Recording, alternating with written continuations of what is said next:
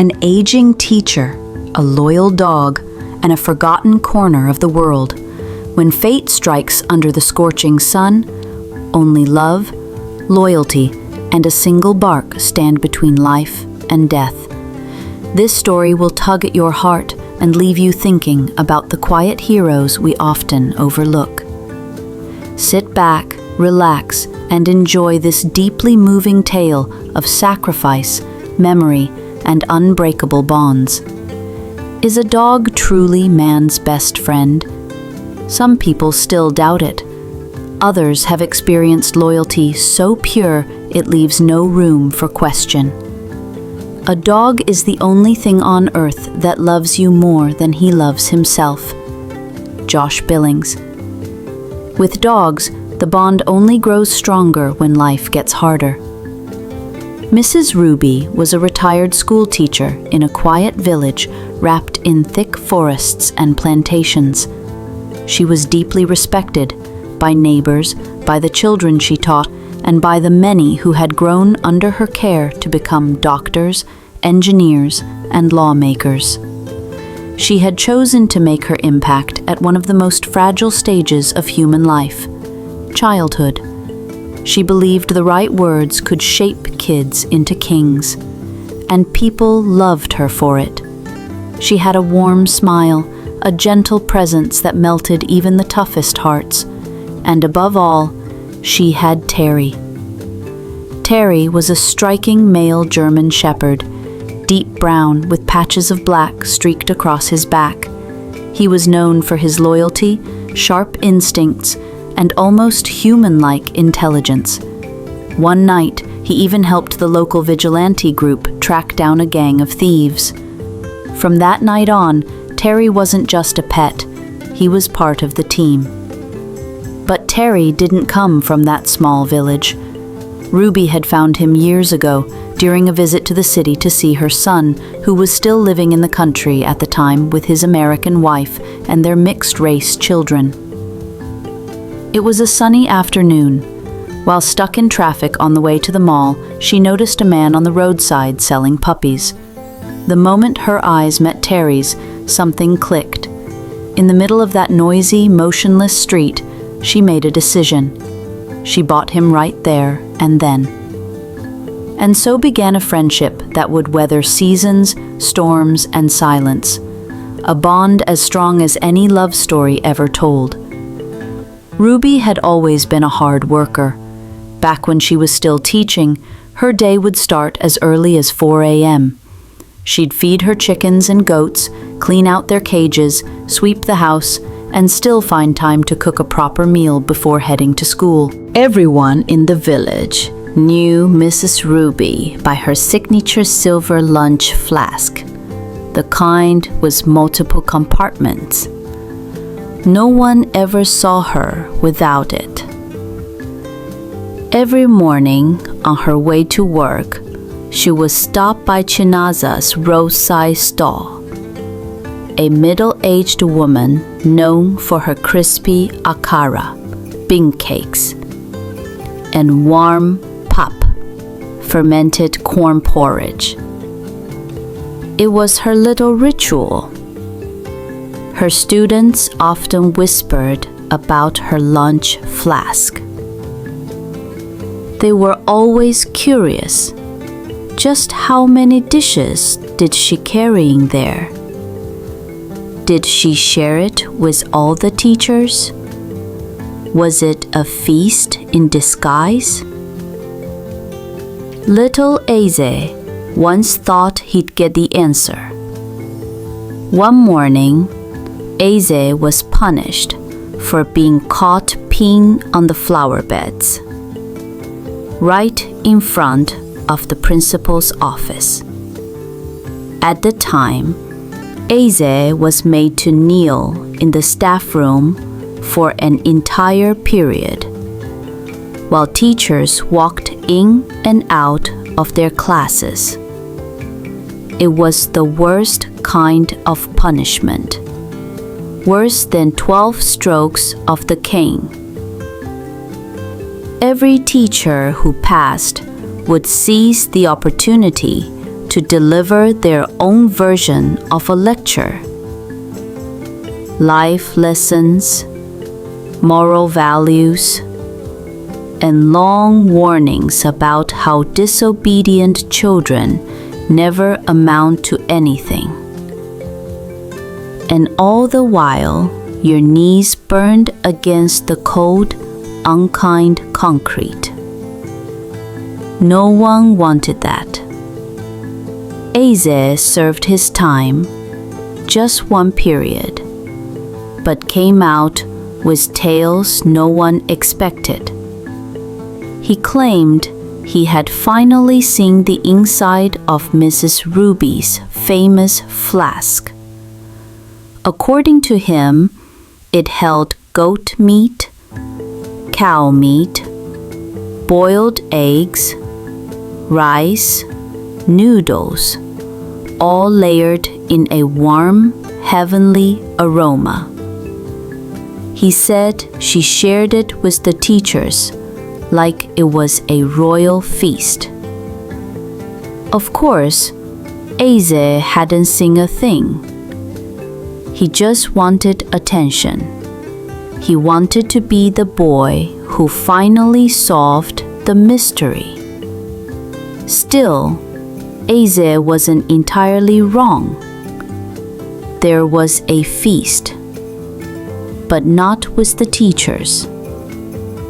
It was with Mrs. Ruby and 3 of her students. Every morning, she would quietly share her akara and pop with them. And come lunchtime, they ate from her flask. She had noticed how tired and distracted they looked in class, and she knew deep down that hunger was the reason. Sarah was one of them. She came from one of the poorest families in the town. After school, she was expected to go straight to the farm. Before school, there was rarely any food, unless she had already worked for it. But she was sharp, bright-eyed, hungry for more than just food, hungry for a life beyond what her circumstances had to offer. Mrs. Ruby saw that, and it moved her. So every single day, she packed enough food for Sarah, Paul, and Chisholm. Not out of pity, but out of deep maternal love. Because in her eyes, feeding a hungry child was more important than a clean flask or what anyone else thought. And in doing so, she became more than a teacher. She became a quiet hero in their lives. After Mrs. Ruby retired, life grew quieter and lonelier. She was now an aging woman, poor in possessions but rich in memories, living alone with her animals as her only true companions. With no one to fill her days, she turned her focus to cultivating her farmland, deep in the untouched bush, far from where bulldozers had paved roads or where telecom companies had staked their claim to build cell towers. It wasn't prime land, but it was hers. From a modest teacher's salary and the small proceeds she earned from selling livestock, she had managed to send her only child, Nonso, to school. What little she saved was enough to buy that land, affordable, remote, but full of life. She made it work. The plantain leaves from her farm fed her goats, sustaining the small livestock business that helped keep her afloat. Her only regular visitor was Sarah. Brilliant and full of promise, Sarah had once been Ruby's student, the bright-eyed girl who went to school hungry but never let hunger dull her mind. Life, however, hadn't offered her a smooth path. Unable to afford university, Sarah became a tailor and poured herself into the craft, determined to be the best in town. And she was.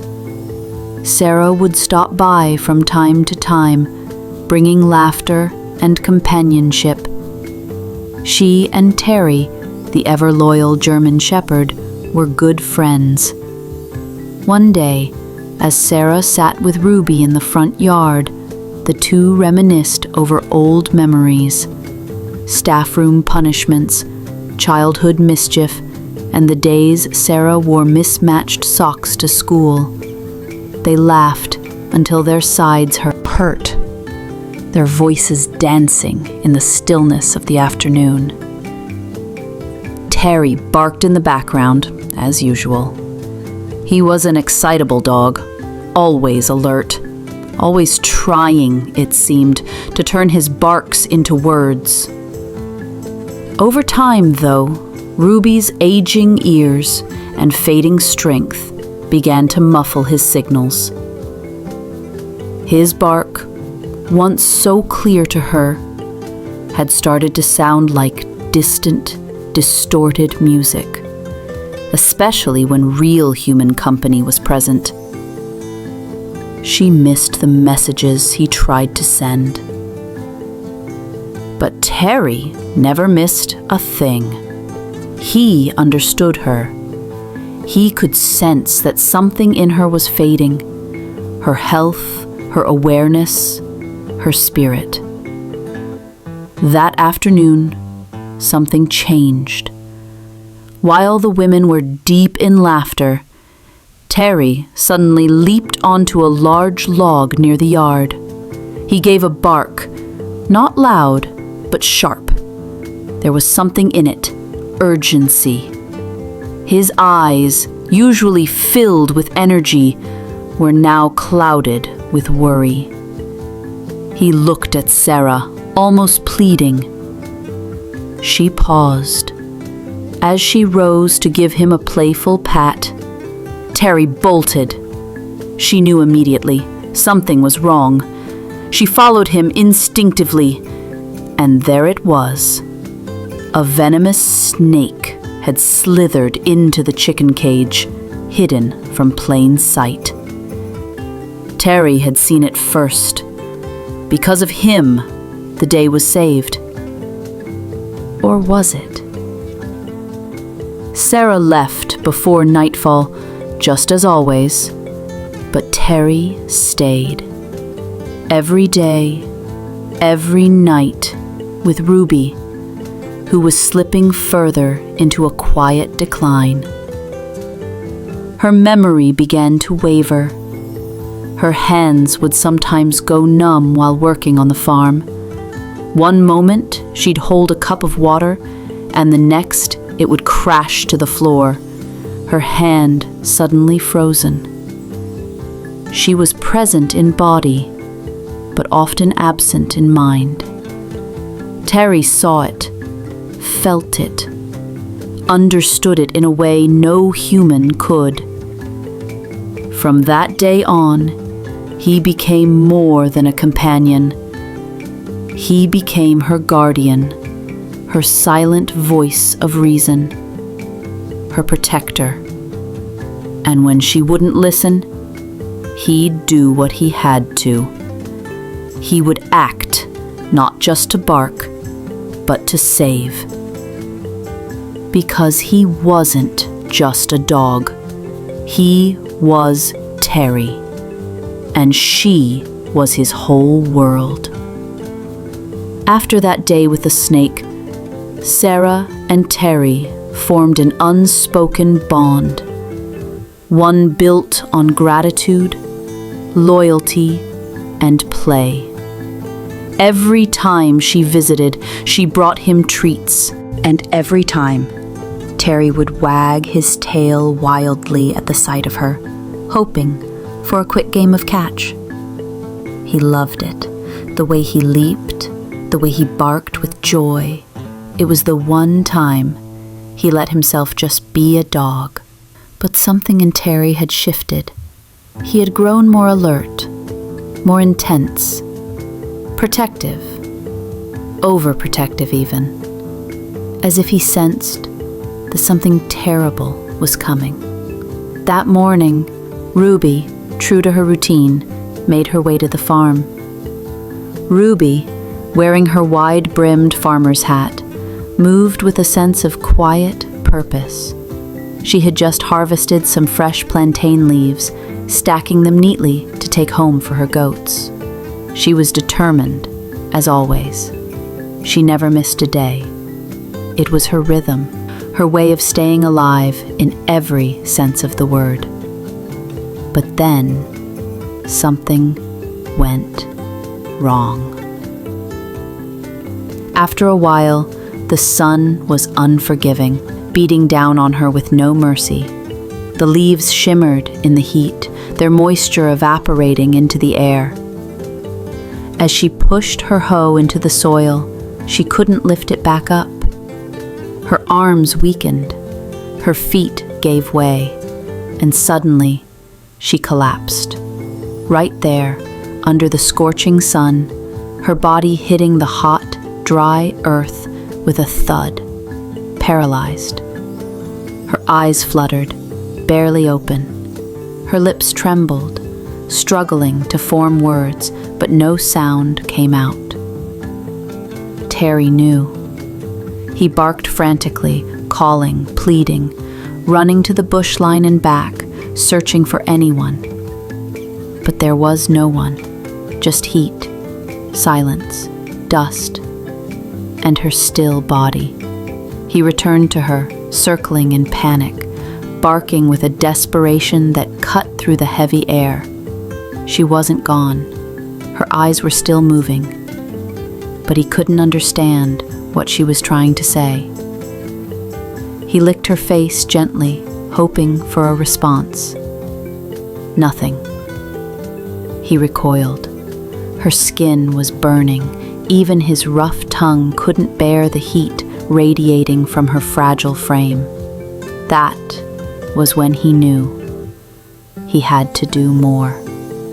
Without hesitation, he darted toward the pile of plantain leaves she had cut earlier.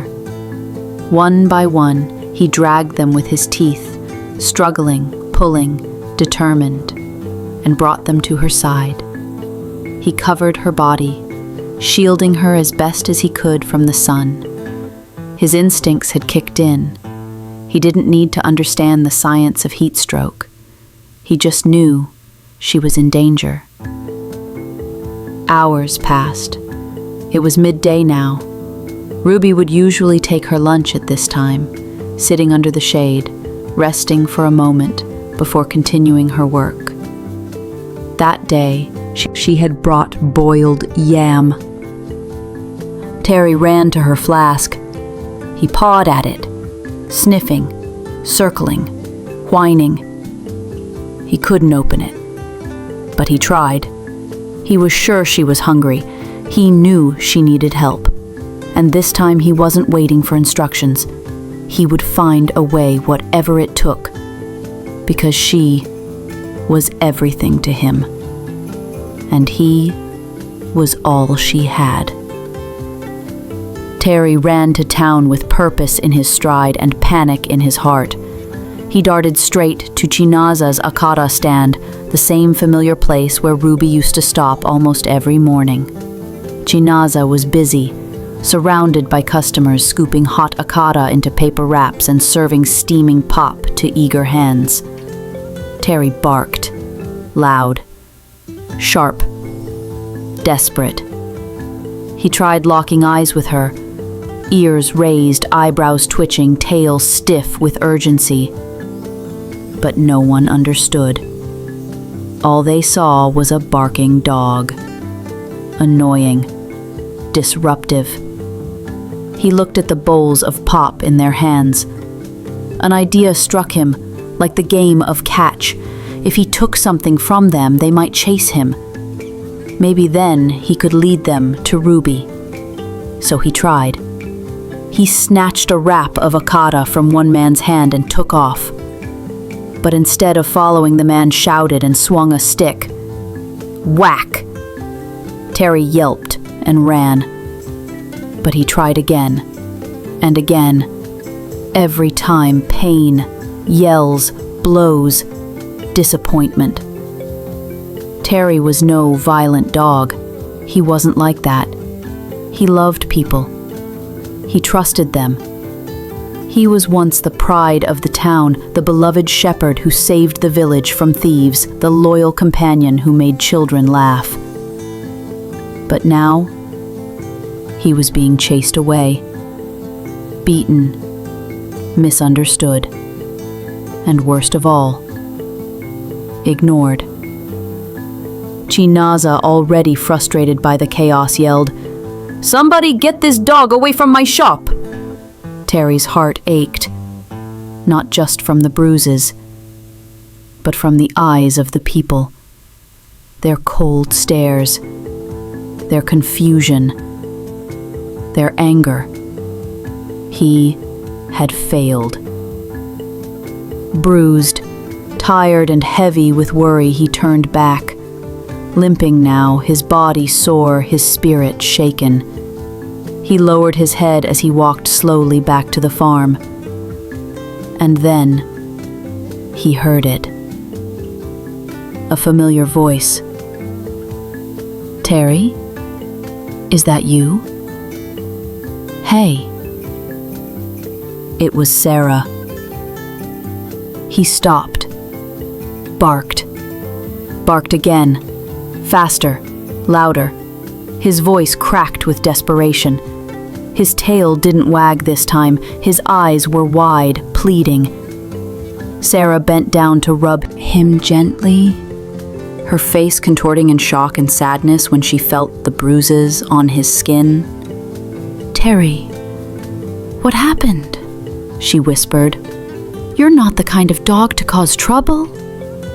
She turned toward Ruby's house, assuming that was where he wanted her to go, but he barked sharply, once, then again. She was wasting time. Then Terry saw it, a large log behind Chinaza's shop, the same kind of log he'd climbed the day he warned her about the snake.